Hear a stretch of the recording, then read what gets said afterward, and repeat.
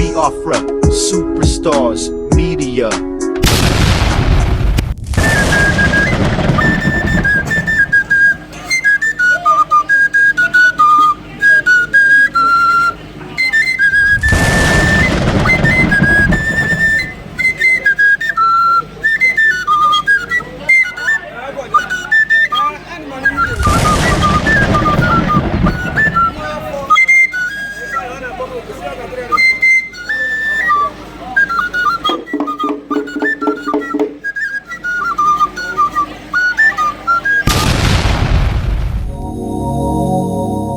My people, my Biafran people, na how on a day. This one, na Biafra Superstars Media, and I'm holding it down. I say, may God bless Biafra, and may God bless His Excellency Mazi Nnamdi Kanu. May God bless His Excellency, the Prime Minister of the Biafra Republic Government in Exile. The one and only, ESN. Ekpa, Simon and Joko. For the great job you're doing, Simon, we say we thank you, we appreciate you, we love you. We know in your hands, Biafra is coming. In your hands, Biafra is safe. And in your hands, when Biafra comes, the people of Biafra must rejoice. We shall rejoice. My people, today, I want us to speak on this one. Because there is a saying that he who goes a begging goes a sorrowing. When you keep on going around to your neighbor, everybody, everywhere you go, you dey beg. As you dey beg them, you dey tell them a story, your story of sorrow, so that they go get sympathy for you or empathy in most cases. That's why Oyibo man say, he who goes a begging goes a sorrowing. Today we want to speak to Ohanaeze. We want to tell them to please stop this begging. This begging must stop because we don't have time for the zoo. The time of dialoguing is gone. We don't have time for you to be going around trying to make them see sense or reason with them. Today I want to say to Ohanaeze, stop begging the zoo. He who goes a begging goes a sorrowing, because we have crossed the Rubicon. We have crossed the Rubicon, my people. So the days of going to beg, the days of being humble, the days of trying to make them to see sense with us, to reason with us, those days don't go. My people, make we sit down, make we watch this man they call Emmanuel Iwanyao, the head of the Ohanaeze. He went around trying to explain, trying to beg, and we don't pass that stage. We don't cross the Rubicon, but make we hear Mr. Iwanyao, because him trying best this time. But as usual, I go break this one down, word for word and line for line. Let's check it out. Let's go. Now, in a move to tackle the challenge of increasing hostility and marginalization of Igbo under the All Progressives Congress government of President Bola Tinubu, the President General of Ohanaeze Igbo, Chief Emmanuel Iwanyao, over the weekend said the organization had set up two major committees, namely Peace and Reconciliation Committee. Iwanyao, who also reacted to stories about the visit of former President Olusegun Obasanjo to his Owerri residence, explained that Obasanjo was on a private visit to Imo State and paid him a courtesy visit in his capacity as the leader of Ohanaeze Igbo. Hold on there. Obasanjo, as my mother used to call you. Obasanjo. Adaka. Obasanjo. That's what my mom used to call you. Or Oga, with all due respect. Some say you are an Igbo man that went to Yoruba land. Some say you are Yoruba, but you have your lineage come from the Igbo side. I don't give a damn. Obasanjo, we have passed that stage of this kind of discussion. Go and mind your own country. Go and mind your Yoruba nation. Go and mind the way you helped your son, Chief Sunday Igboho, to free from that zoo called Nigeria. He's a free man now. Go and mind that. Anything you want to discuss, if you are discussing the same way you release Chief Sunday Igboho for Mazi Nnamdi Kanu, that's fine. But any other thing you are coming to discuss to make peace, to allow us to remain in that zoo called Nigeria, Mr. Obasanjo, I want you to know that those days don't pass.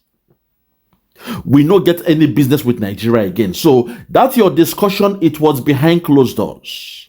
But make we hear where the newscasters or the journalists, where they try to press Emmanuel Iwanyao, they pressed him a bit on that.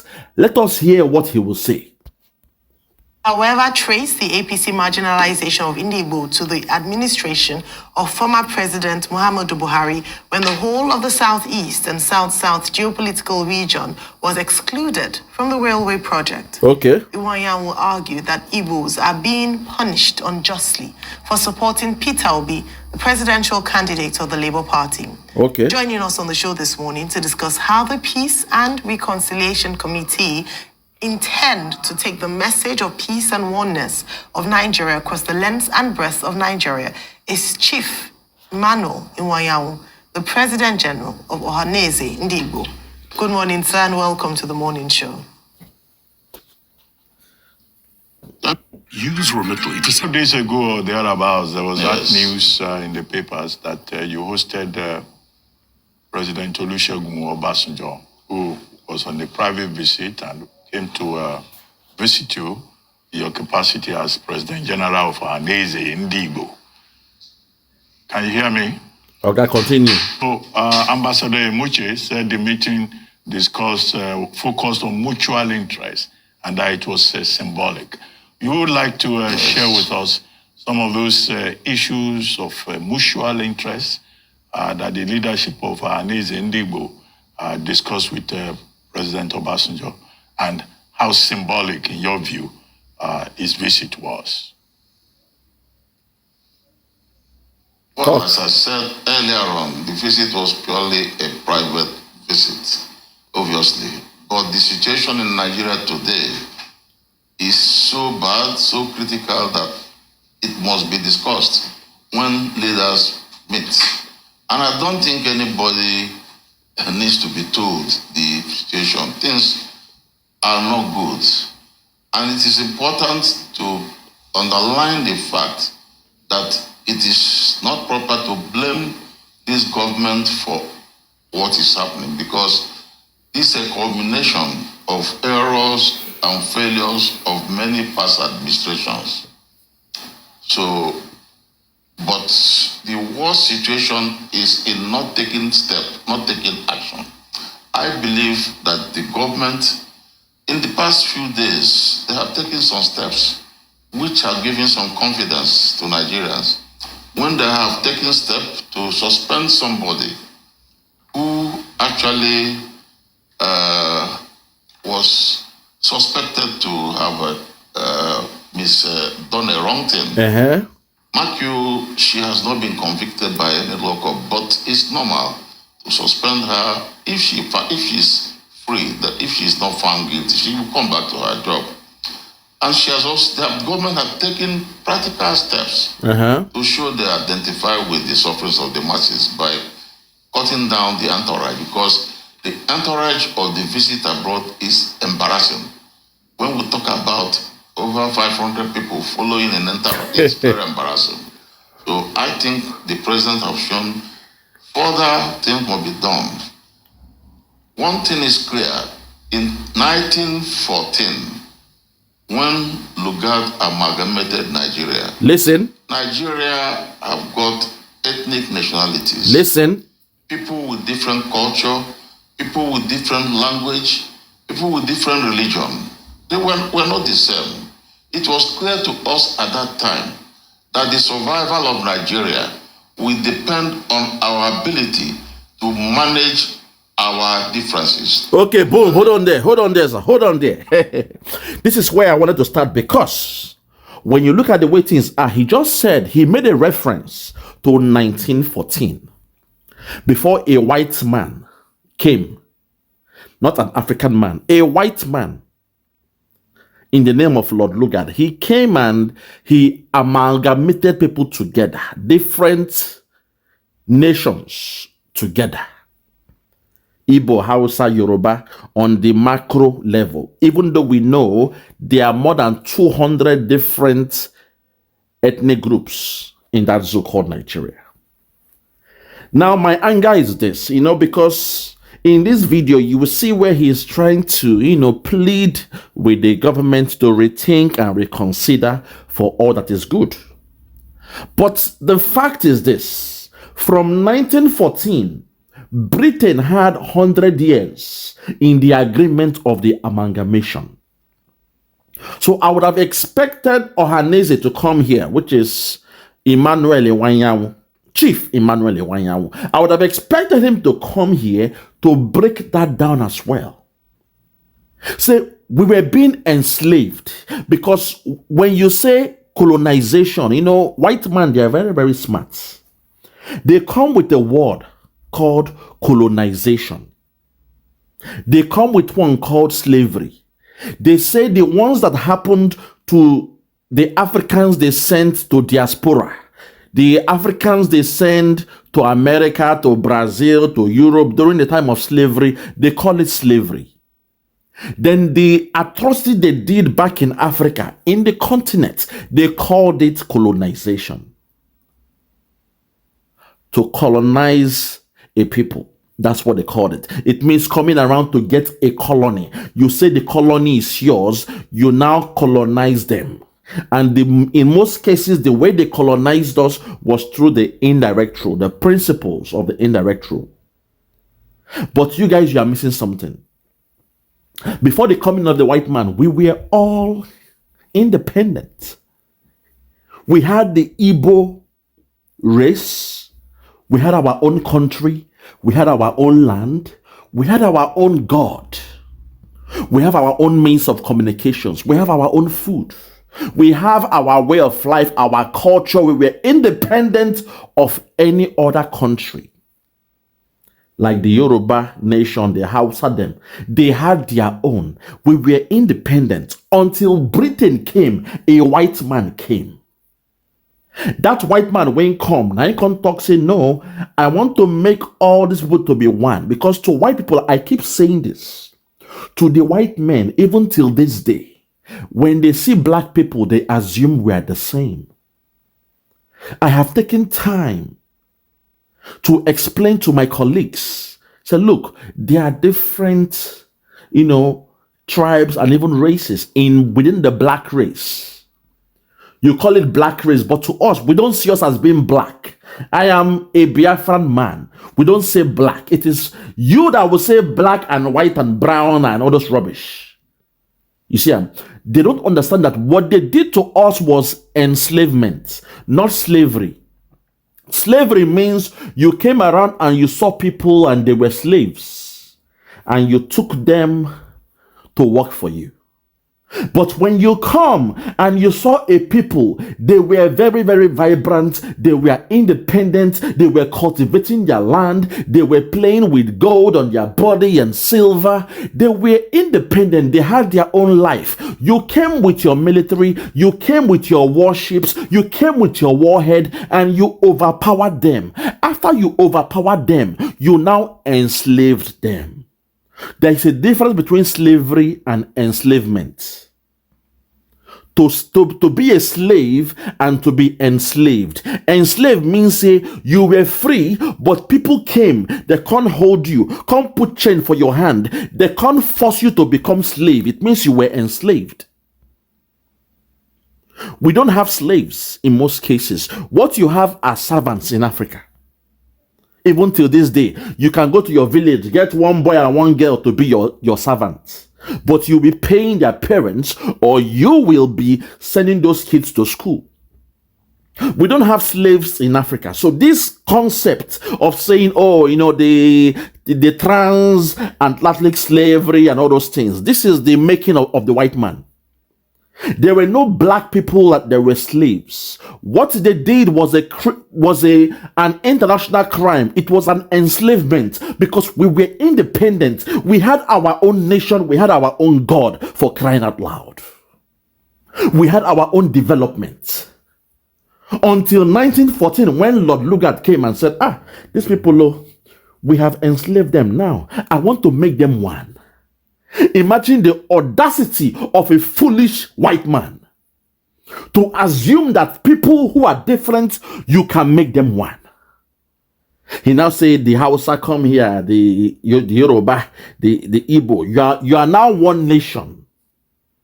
The creation of a white man. The only luck we had was that it was only valid for 100 years. So from 1914 to 200, I mean now 2014, that made it 100 years. After that 100 years, the contract is gone. So I am not happy with Chief Emmanuel Iwanyawu. Last time I was calling him Michael Iwanyawu. I wonder why. I am not happy with this man that he did not complete the history in that statement when him they make now. He said it halfway. Come begin beg them.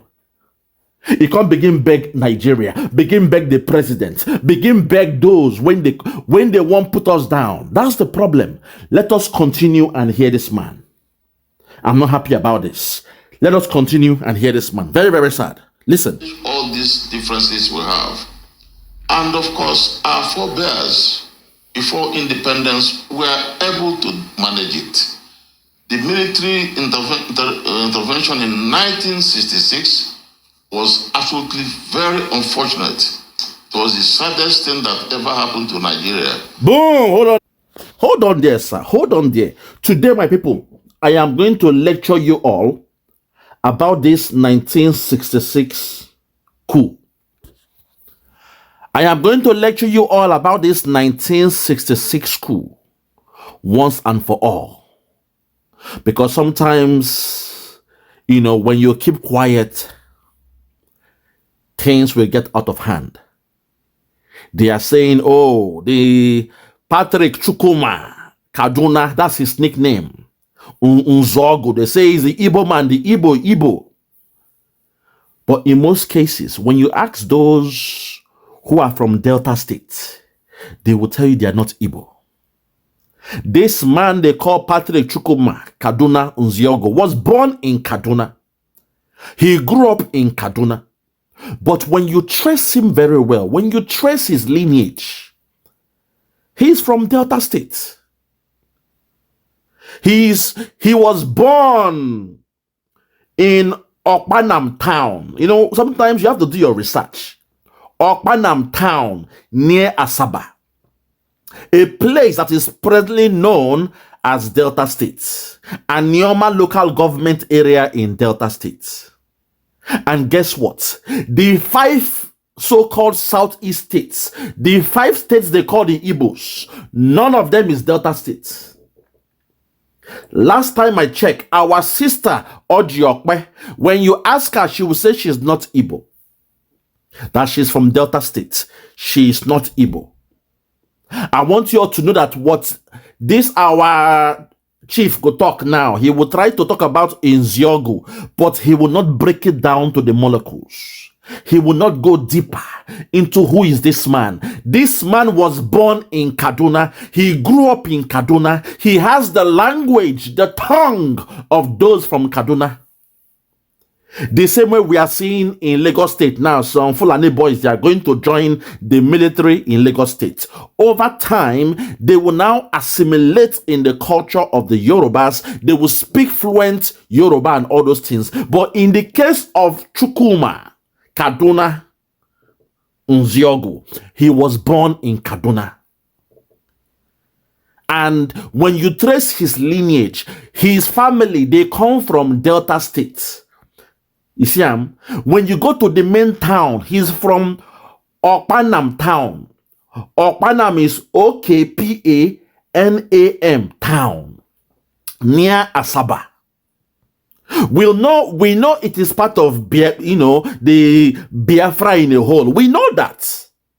But every time you hear every other tribe, they say, you Igbo, we will not forgive you. You are the cause of the problem in that zoo called Nigeria. The first coup you caused. Because of that, we swear to God, nobody from Igbo go be president. Those bullshit they keep on saying is because they are not educated enough to know that this man called Emeka Nziogu, his nickname is Kaduna. In fact, they call him Kaduna more than Chukwuemeka Abina Chukuma.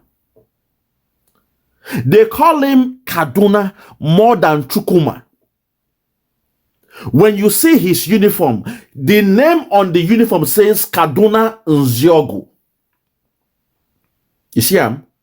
He grew up understanding the culture of the Hausas, the Northerns, he grew up understanding that. But when you go deeper, this man is from Delta State.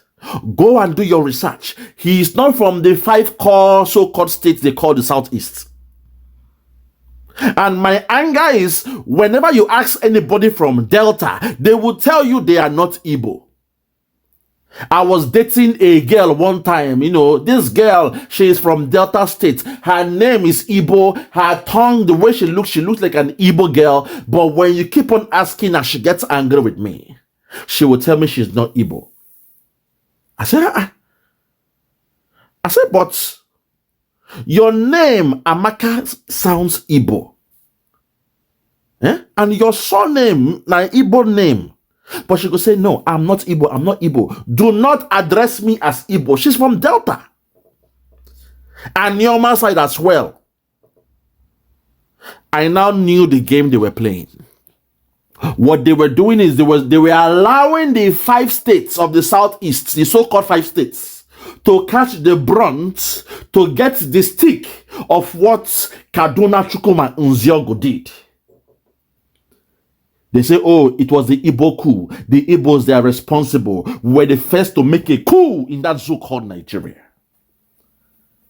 So they all planned. Those in Port Harcourt, they will tell you they are not Igbo. Those from Delta, they will tell you they are not Igbo. Even those from Edo area, some area of Edo, they will tell you they are not Igbo. Until this day, we've been the one taking the brunt for what Kaduna Nziogo did. So my anger now with Chief Iwanyanwo is that he did not break it down. I expected him to go deeper. Make una hear the way this man go. He went a bit too shallow. He didn't go deep to explain to everybody in that zoo that you are blaming the Igbos, but those who you point as the Igbos, Emeka Nziogo is not from that place. Even though on the umbrella, we are all Biafrans. The same way now, they are saying they are not Biafra, but the man who caused the first coup in that zoo came from Delta State, even though he was born in Kaduna. So he knew the language of the Hausa. He understood the culture of the Hausa. He was assimilated in the ways of the Hausa people. But no, they blame the Igbo. You give a dog a bad name just to hang it. They blame it on the Igbos. And when you say, who are the Igbos, they will tell you, Imo, Abia, Enugu, Anambra, Ebonyi. Hey, my God, have mercy. Let us continue. Today, I want to go a bit deeper because they say elders for wisdom, youth for war. I am a youth. And I am not happy saying that they give our elder the wisdom. This was his biggest opportunity to break it down to the molecules so that the zoo, they will understand.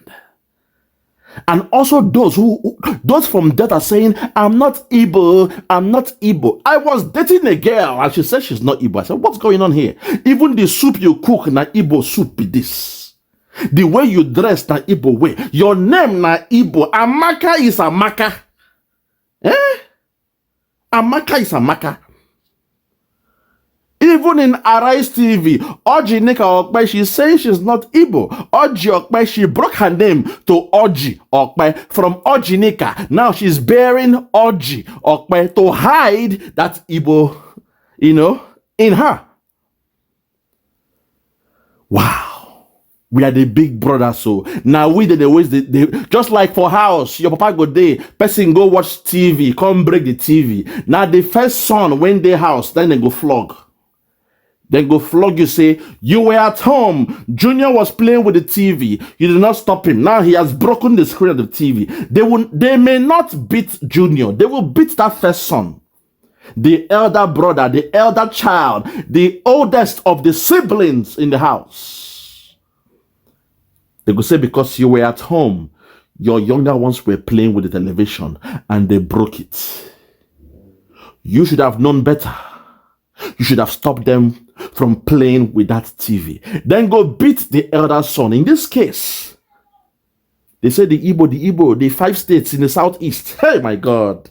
They blame us for the, even our Yoruba brothers they say you will go to school. You should know the history, but every time you point on the Igbo, you hate on the Igbo, you say we are the ones responsible for the first coup.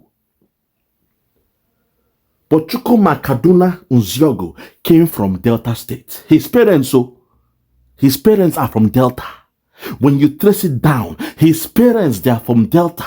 But he was born and he grew up in Kaduna. So sometimes you must blame where he grew up from. Where did he get his education? From Kaduna. But he said, no. Don't blame the Kaduna people. Don't blame him there. Don't even blame Delta. Blame the Igbos. Blame the senior brothers. We are responsible. That is the 419 they are doing to the Biafrans. The bigger brothers, because now we go take the brunt and now we go free them. Now we go free them. That is why they know. Say now we get the key to the freedom of all the eastern region known as Biafra. We own the key. Which was why even in the case of Nziogo, when you look at it very, very well, look at it very, very well. When the Kaduna man, he was born in Kaduna, in Delta, he was in Delta. He was born, or his parents came from Delta. He had a government. After the coup, he was running a government. And then they overtook him. And suddenly they faced Ojukwu to kill Ojukwu, and they said, no, Ojukwu, you are the fault again. Those who took after him or through a counter coup, they are not to be, faulted. Buhari came in with a coup. Don't fault him. Don't fault the northern people. Don't fault, Katsina. No. Babangida came with the coup. Do not fault, Babangida. Don't even call Niger. No. Don't call Niger State. Leave him alone. Babangida is responsible alone. But in the case of Nziogo, they blame the whole tribe. They blame the whole race. They blame the whole nation of Biafra. Not only that, they live where he came from. Those from Delta, they left where he came from. They are pointing on the 5 states. The 5 states are being marginalized in that so-called Nigeria. So you tell me, what is the crime of Imo State, Abia State, Anambra, Enugu, and Ebonyi State? The old states, per se. What is their crime? They have committed no crime. So why are you marginalizing them? My people, make una leave that story. They say elders for wisdom, youth for war. But today, I am the one teaching the elders. That's to show you, say, the thing don't turn around. The game don't turn. But let us fall back, sit back, relax, and listen to this man. Make we listen to Chief Emmanuel Iwanyawu. Continue, sir. Unfortunately, that is blamed on Igbos. But there was no reason for Igbos to topple that government, but it was blamed on us. Now, that particular government, before independence, they had a constitution, a true federal constitution, a constitution that could actually apply and try and bring without a lot of strain to a people who have diverse background like Nigeria. We had a true federal constitution in 1960, 1963, and that worked for us. Later on, they changed to a unitary constitution, which is not right. Now, that is why we in Igbo land, we are saying, please, let us have a true federal constitution. What we are operating today is a unitary government. It doesn't work for a people who have diverse background. Take many countries. If you go to a place like Britain, You have Scotland, you have Wales, you have England, they have a constitution that binds them together and is working for them. It's not a unitary government. If you go to America even, America, we are supposed to be following American constitution. But what they have is not a unitary government. Every state in America have got a certain level of autonomy. Now, I believe that I believe that the government of Bola Ahmed Tinubu should take steps to see if we can actualize this restructuring of Nigeria. Oga, sorry, sir. You're so funny. You make me laugh. You make me blush. Oga, we don't pass that stage. That's what I'm telling you. He who goes a begging goes a sorrowing. There is no need for you to be begging anymore because you are speaking for yourself. You ain't speaking for the 70 million Biafrans. We the youths, we don't take charge. This crying say, please, let us reconstructure. Let us do this one. Let us do this one. Okay? Okay? Forget story. We don't pass that stage. The days of crying for, coming together to, to do some restructuring. Those days don't pass, okay? We don't pass that stage, yo. There is no more dialogue. Dialogue is off the table. Dialogue is off the table. I'm speaking for myself, and I know my prime minister will back me on this one. The days of dialoguing is gone. It's off the table. Our elders can go out there and disgrace themselves. You see what is happening in that zoo, and you still believe you are in one Nigeria? God damn it. The days of dialoguing is gone. The days of trying to make them to see reason with you is gone. Because they know what they are doing. This is not about one Nigeria. This is not about being one nation. This is not about being fair. This is about bringing down the Biafran. The cabal, they were told they were born to rule. Britain told the cabal they were born to rule.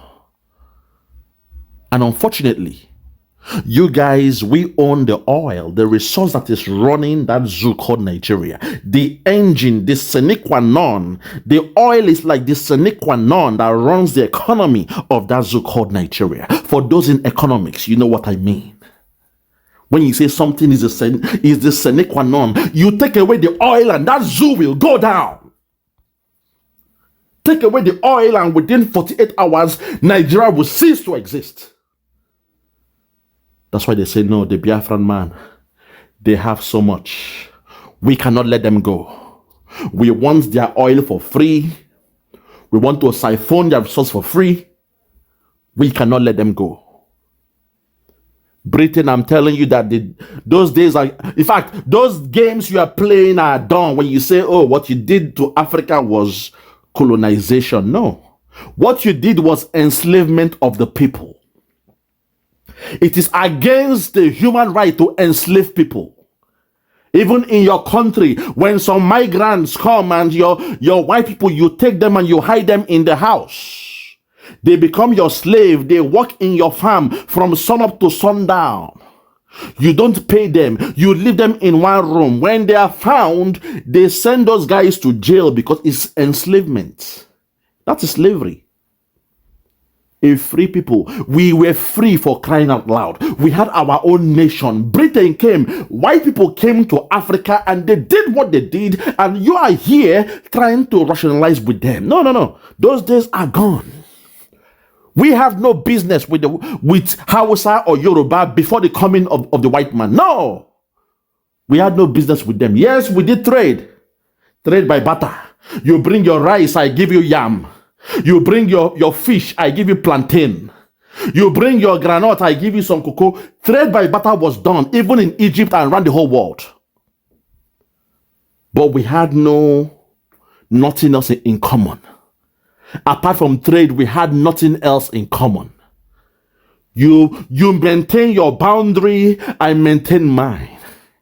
That was how the thing was until the coming of the white man. So me now having this problem with the Fulani cabal, with Hausa or with Yoruba, the problem came with the white man. As easy as that. And we must take it back to the way it was before the white man came. That's the mission. That's the meaning of actualizing Biafra. Taking it back to the way it was before that white man come here. Before white man came to Africa to enslave us, not to colonize us. We were not a colony. We were a nation. We had our nation. They came. They fought us. Then they enslaved us. They killed us. Call a spade here. But they come with the fancy word. Oh, what we did was the colonization of Africa. We colonized them. Carry your dictionary and check what does to colonize mean. Go and check it. They want to make it sound nice. Yeah? The atrocity that they did. The wickedness, the inhuman thing they did. They changed who you were. They took away the God in you. They gave you their own God. They gave you their own name. Oh my God, have mercy. Hey! But let us continue. Make we listen to this man, I beg. Continue, sir. A proper restructuring. Nigeria will continue to have problem. There is no way this country can survive. Today, everybody is talking of presidency. In a restructured Nigeria, the presidency will not attract so much attention as it does today. Because today, every power is vested on the president. As I said last time, for example, a child who is born in south or southeast in the past 30 to 40 years has not even seen a train before. He doesn't know what it's all about. But we have borrowed money, and the whole money we borrowed was invested in railway line from western Nigeria to northwest. So these are some of the problems. Because hold on there, Oga. What you are saying makes sense, but at the same time, you are begging for restructuring. We say we don't pass that stage. You made a good point. Say a child from the southeast has not even seen a train before, in most cases. Can you just think about that? But the oil that came from their land, the revenue, the proceeds from that oil, was used to pay for the interest of the loan that the zoo government took to build train from Lagos or from wherever, from the north to Niger Republic and the rest of them. Wow. And you elders, you are there. Having heard about charity begins at home? Don't you know about the doctrine that says charity begins at home? Since they are using your oil to do all those things, whatever they want to build must start from the land of Biafra. Okay, those people you are saying, they are not stupid. Nigerian politicians, they are not stupid. They are doing the bidding of Britain. they are not stupid now. They are doing the bidding of Britain. So our elders were telling you, stop begging the zoo. He who goes a begging goes a sorrowing. Stop begging them, because we the youth, we are saying we have gone beyond that stage. We know they do again. Make them carry go. We know they do again. And also, them holding our leader, Mazi Nnamdi Kanu, it will not break our heart, because we now know the direction we have to go. We know the direction we have to go. We know the mandates. We know the goals. We know the objectives. And we know how to get to those objectives. From the short-term goals, the milestones, the medium-term goals, and the long-term, the ultimate goal is to actualize Biafra. So go ahead and hold our leader, thinking that we'll be crying and we'll stop what we're doing. Those days don't go. Those days don't pass now. You missed it. The moment you held him for 6 months, that was when you should have discussed. When that pastor was telling you, dialogue now, dialogue now. I see a young puppy. Dialogue now, dialogue. That was when the zoo should have dialogued. Because then it was still a big shock to us. Seeing our leader, a man we worship, a man we love, a man we can die for. Seeing him in chains, in the hands of his enemy, in the hands of the Fulani cabal. It broke our hearts. Even me, I don't want to say this, but I took 2 months off my job because I couldn't concentrate.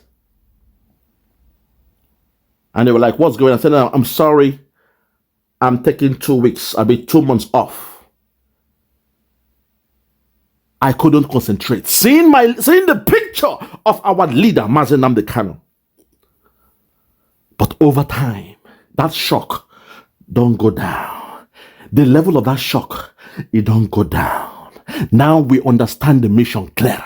Now we understand when our leader said, even when they kill him, it will make Biafra to come faster. Now we get it. It's the same thing. If you lost your parents, if you lost your father or your mother, the first 6 months you'll be crying, you'll be having sleepless nights. You will not want to live anymore in that world because you have lost something you love with all your heart.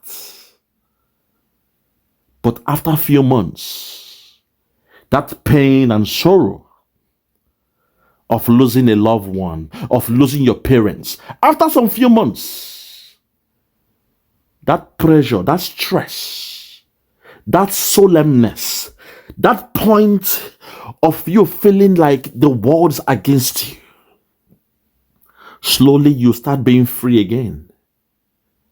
You start gaining yourself again. The sadness, the sorrow, the tears, the pain, the anger, the agony, the depression, the sleepless nights, oh my God, the trauma, the anxiety would begin go down, small. Then maybe after a year or two, you will now understand the assignment that your parents gave to you. When they told you, young man, you must go to school to become a doctor. Young man, you must go to school to become a lawyer, because that way you will have a good career and you can help your siblings, your younger ones. You will then understand the assignment. Say, wow, this was what my father was talking about. So now let me go all out. That's how it is. So they held Mazi Nnamdi Kanu for the first few months. Everybody break down. Even our parents, women, they were shedding tears. Even me, for 2 months, I took time off my work and business. I was in shock because I had planned my life around the plan of Mazi Nnamdi Kanu. When he told us to be praying the books of Psalm, I was also planning ahead. That's how things are. You must plan and align yourself with your leader. And now with the job that Simon Ekpa is doing, we all must be ready. We must be ready to submit ourselves to the dragon. Because to me, it is now Biafra or death. Anybody who is saying Biafra or Biafra, that person is a coward. It is Biafra or death. You must be ready to die for what you believe in. You must be ready to die for what you love. You must be ready to die for something that you can kill for. Do or die. That's a saying. It is not Biafra or Biafra. Don't be a coward. It is Biafra or death. You must die for something you believe in. You must be ready to give the ghost for something you believe in. For God so loved the world, he gave his only begotten son. Because he loved the world, he gave his son to die for the world. It's in your Bible now. Those of you who ain't believe the Bible. It's in your Bible. Those of you that believe in the Bible. It's in your Bible. So today should be the last day I will hear people say it is Biafra or Biafra. No, don't be cowards. It is Biafra or death. Be ready to die for what you believe in. That way, you will not compromise, because say the moment you compromise, you know what else will come. The moment you compromise, you know what else will come. Judas Iscariot, the moment he compromised and they found out it was him that sold Jesus, you knew what he had to do next. Nobody had to tell him now. He knew what he had to do next. Go up to the mountain, hang yourself in the tree, and, do the needful. That's how it is.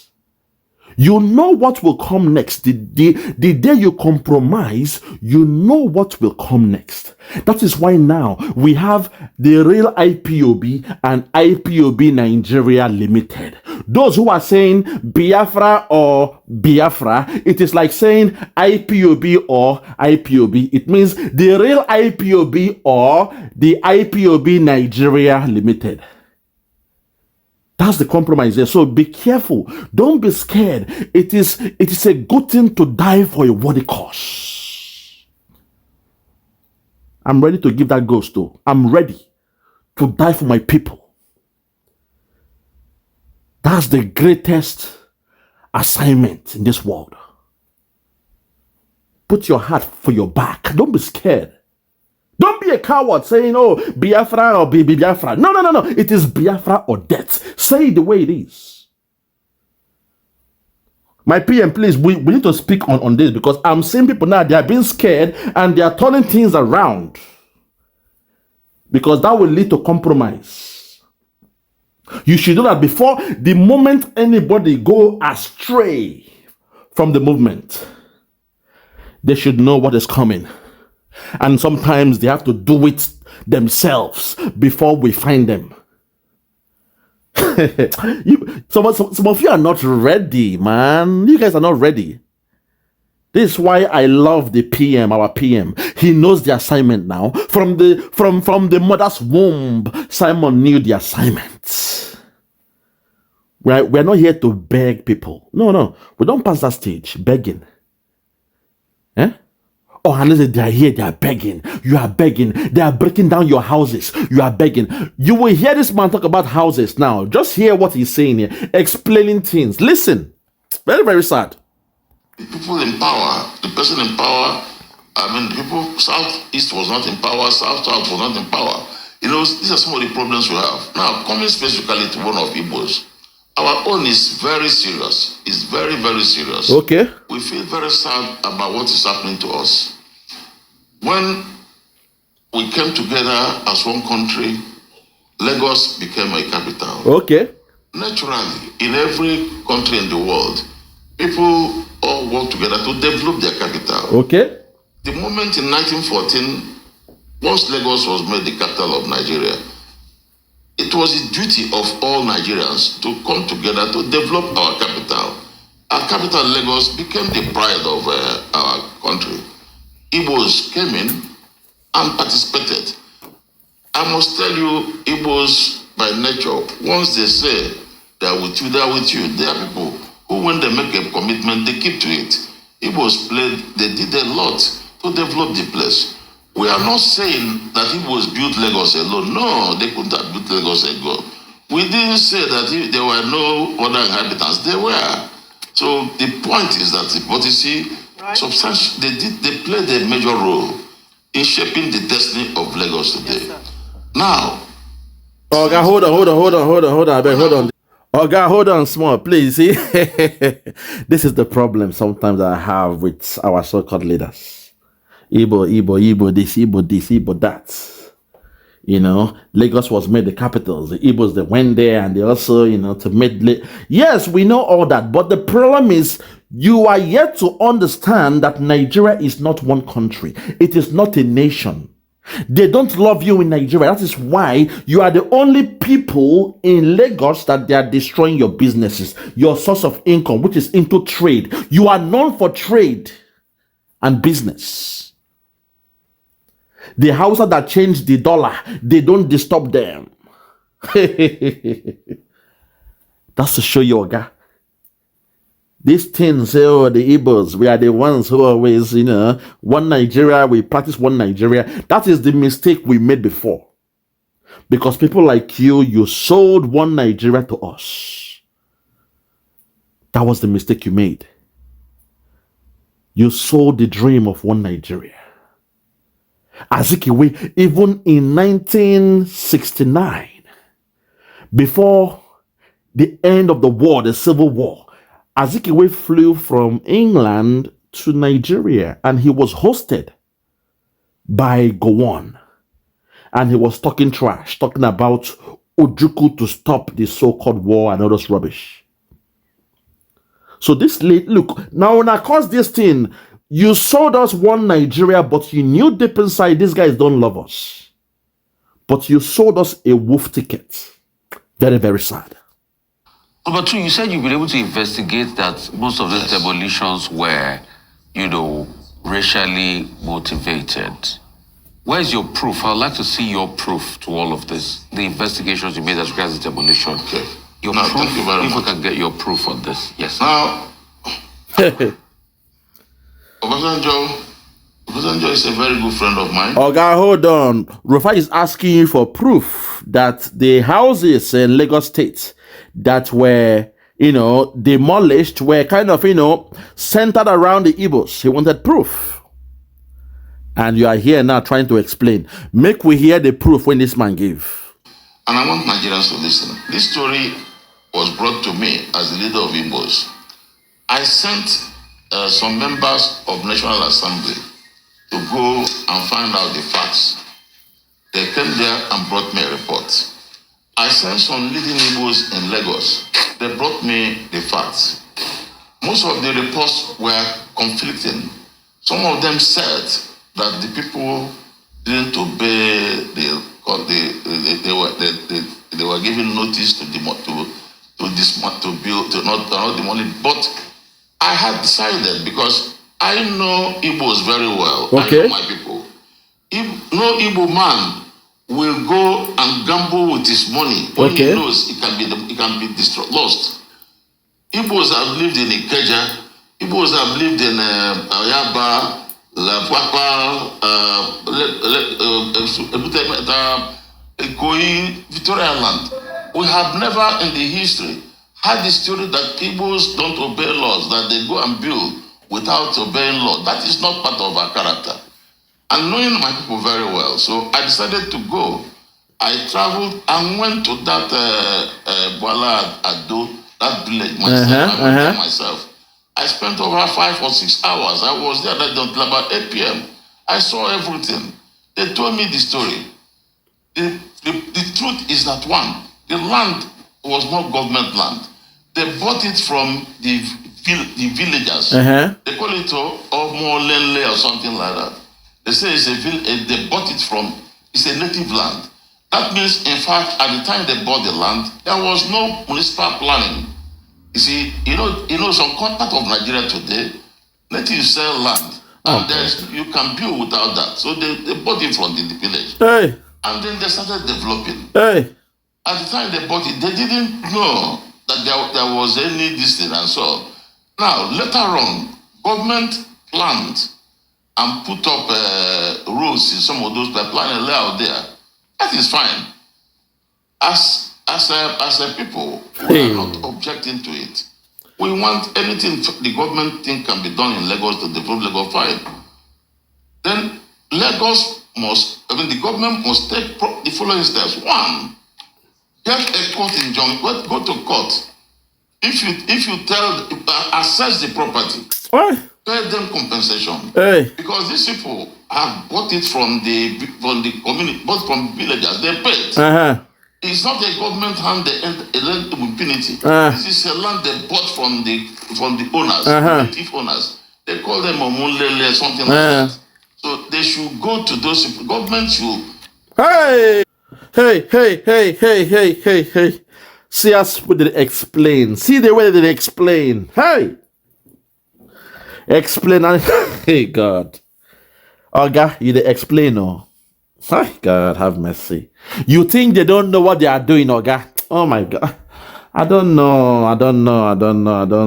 Huh. Oga. Look, we don't pass that stage. The days of doing all these things, we don't pass that stage. They are not stupid. You're explaining, you are trying to rationalize people that know what they have done to you. They don't want you there. They don't like you because they see you as the problem. But you are there trying to explain. Oh my God. Hey! Today, I want to say, Ohanaeze, stop begging the zoo. He who goes a begging, goes a sorrowing. The thing this man did here, it didn't touch me because you have no business hanging around in the land of the Yorubas.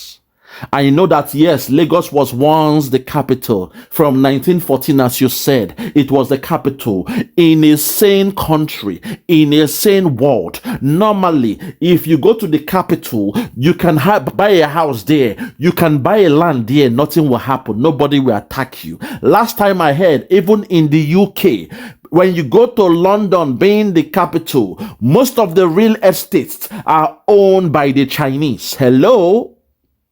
When you go to London, most of the real estates in London are owned by the Chinese. Do you get what I'm saying? Those big houses, those real estates, it means those houses, those properties, most of them are, oh my God, hey! This thing, they vex me. How else can we say it? Hong Kong, those when they Hong Kong, when get money, when rich, well, now then they buy those real estates for London. Even in America, when you go to Washington, even for New York, the Jews, they have most of the houses in New York. In Washington, now China, now Hong Kong get most of the real estates in America. That's how it's done. To be a minister, oh my God, because you should understand that they know the game they are playing right now. They are saying that Yoruba nation is coming. You see, that's the problem, because in London or in New York, they are the same people, the same country. But in Nigeria, it is not one nation. You are the ones who think Nigeria is one nation. Ohanaeze, now only una believe this one nation thing. We the youth, we are saying we are done with it. We no one do again. We are washing our hands off, but you guys still believe in one nation. Because I see no reason why a state that was previously the capital, why you be going through all these things. If you are really one nation, if you were really one Nigeria, as they say all the time, I wonder why they be doing you what you're doing. But because they know that they want their Yoruba nation, allow them to have their Yoruba nation. If you're a businessman in Lagos, even in the north, sell your businesses and move your business back to the land of Biafra. Because Biafra is coming. You must prepare. You make haze while the sun shines. Go back to the land and do your business. But people say no. You won't do, Gidigbo with the Yorubas for Lagos because you believed in one Nigeria. The only people that believed in one Nigeria are you people. The only people who believe in one Nigeria, now only una believe one Nigeria. Hey, God have me. Even when we were doing our NYSC, we were doing some Yoruba. My friend who was, he refused to even rent a house in the Biafran side. He chose to live in the school where it is free rent, free. But we now, as big boys, we go rent house, so that your girlfriend can come around. She'll have a nice, conducive place. You know what I mean? You put your rug, you put your television, your big screen TV, your video games, play your sound system. We did all that, but this boy chose to go stay for school. He was saving his alawi. You see, He was saving his alawi. He did not even spend a penny in the land of Biafra. Instead, he will come to my house. He will use psychology. He will eat breakfast, then go and teach, because we were teaching in one school then. He will come to my house. Hey, bros, how far now? Use psychology. He go eat my food for breakfast. During afternoon time, he go come my house, come play video game. As they play video game, I go there hungry. If I hungry, I will go my kitchen. When I make food, I will ask him, hey, bro, are you hungry? He go say, yes, mate. I go. I go make 2 food. I go give him food. He go chop. We go there, they play game. Even when my girlfriend is around, he will still stay there. He will not go back to the school where he's living free of charge. He will not go there. He go away from my house until night time. Night don't reach. He go say, bros, nah, my dinner be this. My stomach is filled up. I said, no. There is food now. Chop. He go come chop night food. Then come carry himself, go sleep for that school. A place where now maths input for grand maths. That guy no get girlfriend throughout the whole 1 year. He was saving. That's to show you how they don't want to invest in Biafra land. I don't blame him. That's how he grew up. He doesn't want to enjoy life. He just stayed, and for 1 year, he ate from me. At least 95% of the time, he ate from my food. We're both doing the NYC. Then they pay us the same money. They pay house rent with the money. They cook food, but now me they feed them for 1 year. Because they don't believe in one Nigeria. They don't believe in one Nigeria. You see, so you guys need to understand that not only the Biafran man when believe this one Nigeria nonsense. That was the 419 they did to us. And because of the elders, you were scared to fight during your time. You were trying to play hanky-panky. You believed in the zoo. You believe in Peter Obi. And look at where it has left you all now. So we are saying, please, leave us alone. Leave Simon Ekpa alone to do his job. Leave us alone to do what we are doing, because we don't believe in this thing you guys are doing. The days of dialoguing is gone. Ohanaeze, beg no more. Stop begging, because the days of dialoguing is gone. He who goes a begging goes a sorrowing. I rest my case. For those who have ears, let them hear. For those who have ears, let them hear. From me, from here, for now, I'm going to say good morning, good afternoon, good evening, and good night. I remain Biafra Superstars Media. God bless you. Woto woto to the enemies of Biafra. Woto woto to the enemies of Biafra. When we land on you, we will destroy everything you have except you are genuinely fighting for Biafra. Woto woto to the enemies of Biafra. Woto woto to those who sold Mazi Nnamdi Kanu either directly or indirectly. Woto woto to those who have joined their hand after thought to betray Mazi Nnamdi Kanu and Biafra. Woto woto to those who have soiled their hands in the blood of innocent Biafrans and innocent ESN commanders. You will never know peace. Woto woto to you who say Biafra will not come. Woto woto to those who say if Biafra, instead of Biafra to come, they will rather die. Woto woto to all of you. The gods of our land have destroyed you. You will never rise again. You will never, ever, ever rise again. You will never rise again. Any native doctor that tries to make you rise, his power and everything he have in this life will be destroyed, completely destroyed.